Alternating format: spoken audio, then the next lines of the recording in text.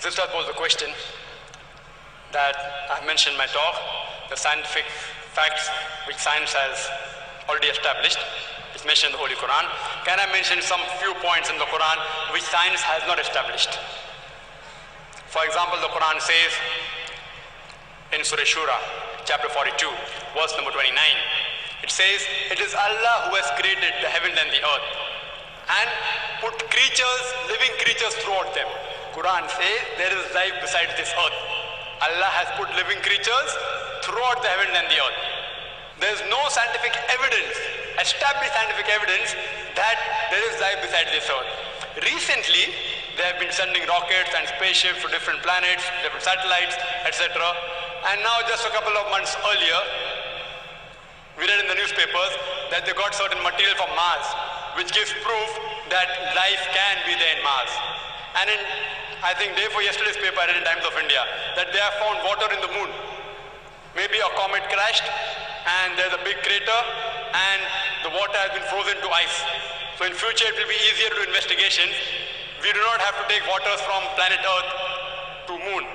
Water is already present there. We can use that water, and it will save us a lot of trouble. Science is saying there are high possibilities of life being there besides Earth. But since Quran says, I believe in it. Maybe after 1 or 2 years, they may discover there's life besides this earth, or maybe after 50 years. Today scientists, they have given various views. How will our earth end? Some scientists have given a description that the mountains will fall down. Some scientists say the mountains and rocks will become smooth when the earth is destroyed. Some people say the ocean will swell up. Some people say the universe will go in a black hole. Several. Quran too gives a description about the day of judgment. How will our creation end? Many of them match with the theories of science. Theories, not established facts. For example, the Quran says in Surah Ahqaf, chapter 46, verse number 3, "It is Allah who has created the heavens and the earth for a limited period of time. And Allah will surely give you an indication that this creation will be destroyed." And gives various signs in the Quran. For example, if you read Surah Qiyamah, chapter 75, verse number 8 and 9, it says that the moon will be buried in darkness. The sun and the moon will join together before our world ends. If you read Surah Takwir, chapter 81, verse number 1, 2, 3, and verse number 6, it says that the sun will be folded up. The stars will fall down. The ocean will swell up. The mountain will fall down in utter ruin.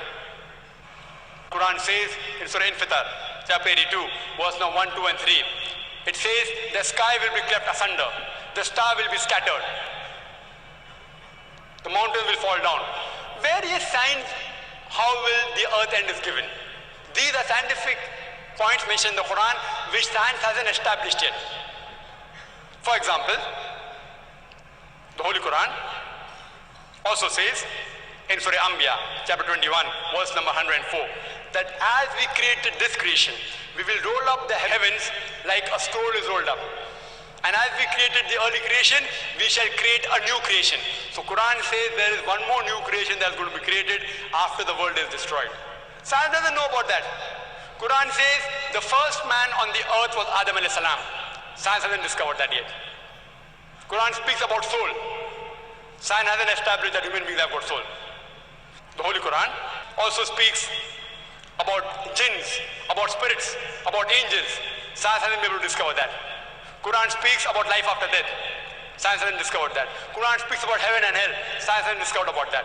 But you may ask me the question, Mr. Zakir, you have given such a good lecture speaking about scientific facts, and you believe in jinns, you believe in angels, you believe in soul, you believe in life after death. Aren't you illogical? I will say no, I am not illogical. I have got a logic why I believe. I don't blindly believe in life after death, in the soul, in heaven and hell, in jinns and spirits. I have a logical belief. I base my logical belief saying that suppose there are scientific facts mentioned in the Holy Quran, out of which, say approximately 80% have been proved to be 100% correct. 80% of the scientific facts mentioned in the Quran have been proved by science till today to be 100% correct. The remaining 20% is ambiguous, unknown. Not even 0.001% have been proved false. Even if one verse is proved false, the Quran is not the word of Allah subhanahu wa ta'ala. So these 20% I say goes in the ambiguous slot, unknown.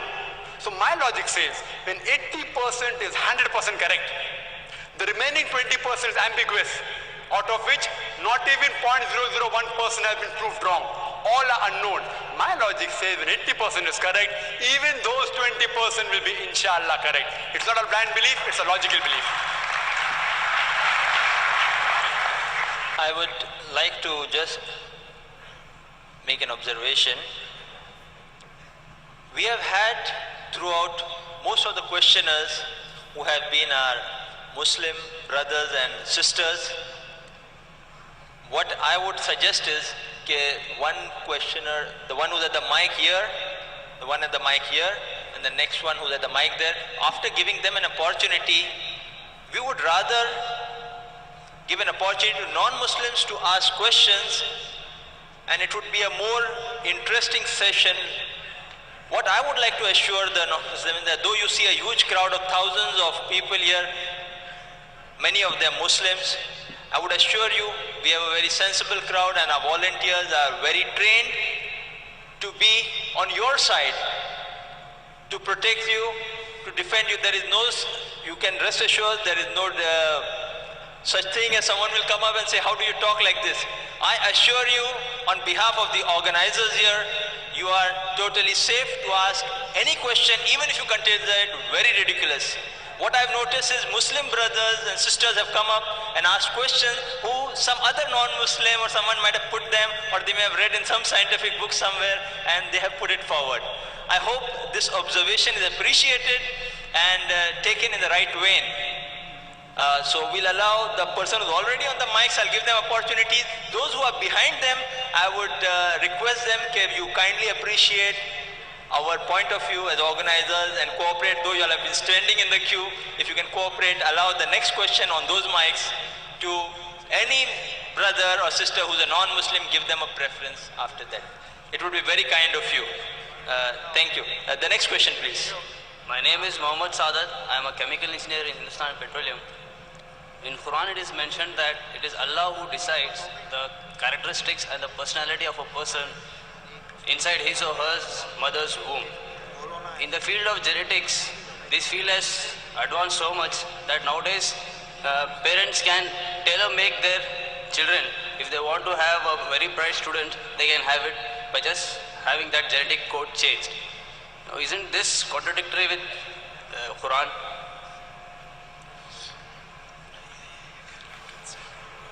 The brother posed the question that today genetics field has advanced and it's possible that we can change the genetics of the child that is going to be born. Quran says that Allah is one who shapes, who forms, and I do agree with that. Quran says in several places. So does it not mean it's contradicting the Quran? No, brother, it is not. When it gives the statement, Quran says, without the power of Allah, it is not possible. Without the power of Allah, it is not possible at all. For example, I'll give an example.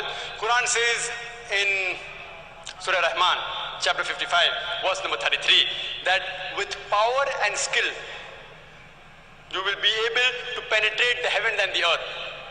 Not without the permission of Allah subhanahu wa ta'ala.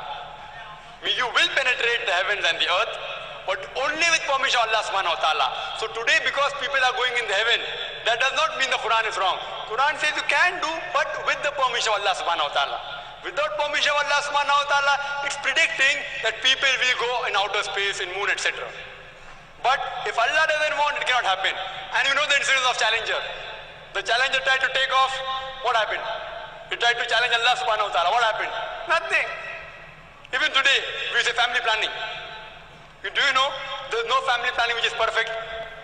Even if you do tubectomy or vasectomy, if Allah wants, He can yet bring easy conception to that lady, even if she practices permanent method, like tubectomy, or the husband does vasectomy.